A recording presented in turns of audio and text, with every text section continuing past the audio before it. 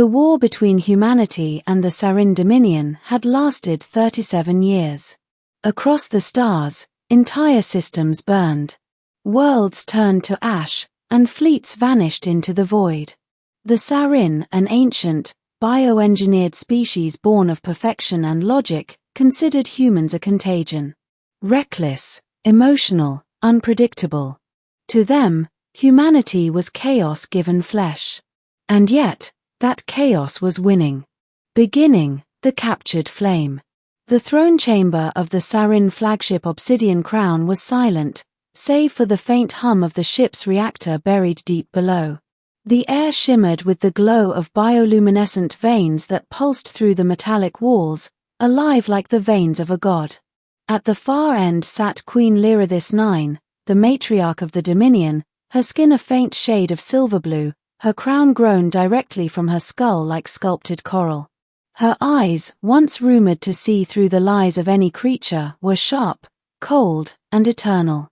2 guards dragged a prisoner across the obsidian floor. He was human. Tall, scarred, uniform in tatters, his wrists bound in magnetic cuffs that sparked with containment fields. He stumbled once, but he didn't kneel. The guards forced him down before her throne, yet his gaze, defiant and firebright, never lowered. "Captain Marcus Vale," she said, her voice smooth as crystal, though faintly curious. "The Terran Vanguard calls you a hero. To us, you are a war criminal." Marcus smirked through split lips. "Funny. I was going to say the same about you." One of the guards struck him hard, but the Queen raised her hand. "Enough. Humans fight with words when they cannot win with weapons. Let him speak." He looked up, eyes steady. "You've burned 12 colonies. My people are starving in orbit around a dying sun because of you." She tilted her head. "We burn your worlds because you refuse order. Because you infect the stars with your chaos. Or maybe," Marcus shot back, "because you're afraid of what chaos can do." The silence that followed was thick. Even the living lights in the chamber seemed to dim. For the briefest moment, something flickered behind the Queen's emotionless expression, an echo of something remembered. A time when she, too, had believed in chaos, and felt warmth in its fire. Middle, the frozen heart. Marcus was thrown into a transparent cell deep within the flagship. From the observation deck above, Queen Lyrathis watched him pace, tend his wounds, and mutter to himself. Most prisoners broke within hours. This one didn't. He built small things out of scraps of metal, a bird, a ship, even a crude model of Earth's moon. When she finally descended to question him herself, he didn't bow or look away. "You could have joined us," she said. "You could have lived. Your kind always chooses resistance. Always pain. Maybe pain's what makes us human," he replied quietly. "What makes us alive? Pain is weakness." He chuckled. "No. It's proof we feel." That word, feel, lodged in her like a knife. For centuries, the Saryn had excised emotion from their genome. It was deemed inefficient, dangerous. They were creatures of logic now efficient, perfect, heartless.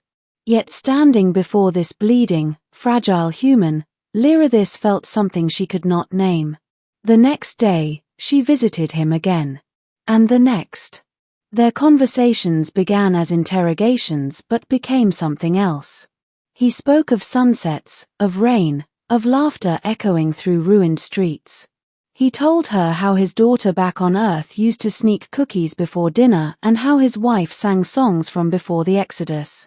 She listened, silent, unblinking, but inside her mind, something cracked. Memories she hadn't touched in a millennium began to stir. She remembered another life. A different body. A time before she became queen.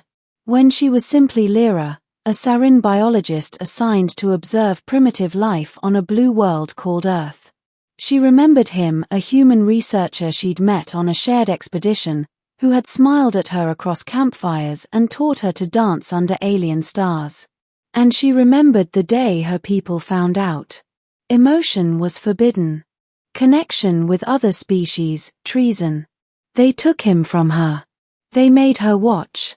And then they took her heart.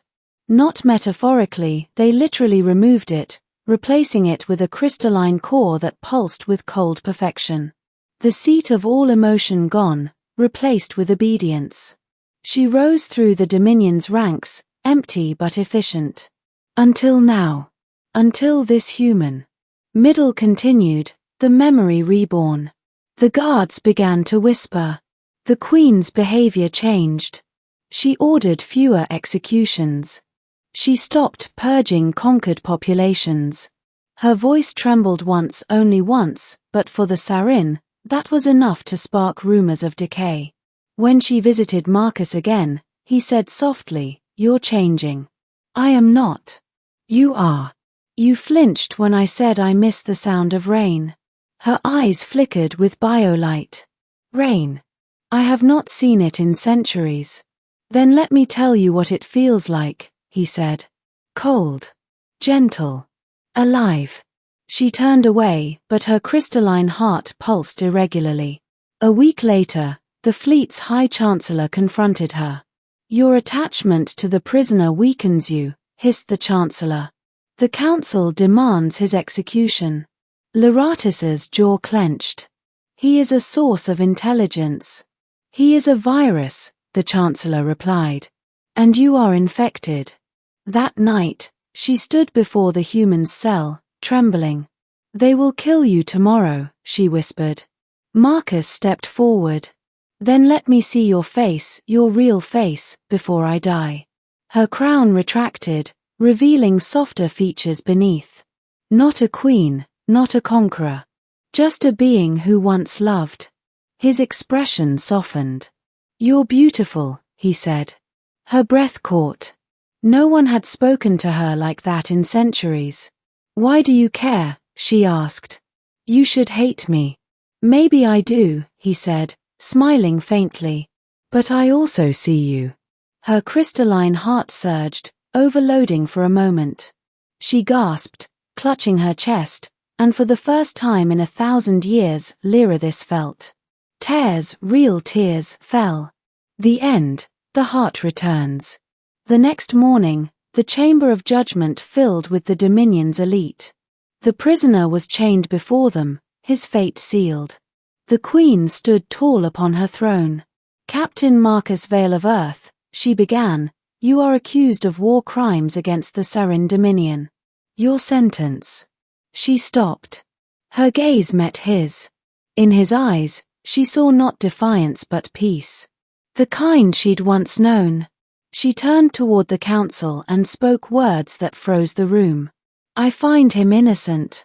Gasps rippled through the ranks. "Your Majesty." "He acted to protect his kind," she continued. "Just as we once did, before we became machines that wear skin." "Your heart deceives you," shouted the Chancellor. Leratus smiled faintly. "Perhaps. But it's mine again." The Chancellor moved to strike her, but in one swift motion, she tore the crystalline heart from her chest. It shattered in her hand, scattering shards of light that cascaded across the floor like starlight. A heartbeat later, she collapsed. Marcus screamed her name, breaking free of his chains, catching her before she hit the ground. The chamber guards hesitated, none dared move. Her eyes fluttered open, soft and human now. "You gave it back," she whispered weakly. He held her close. "You didn't have to." "I did. Because you reminded me what it meant to feel." Outside the ship, alarms blared. The Dominion fleets began to fracture, some loyal to the Council, others to the Queen's final command.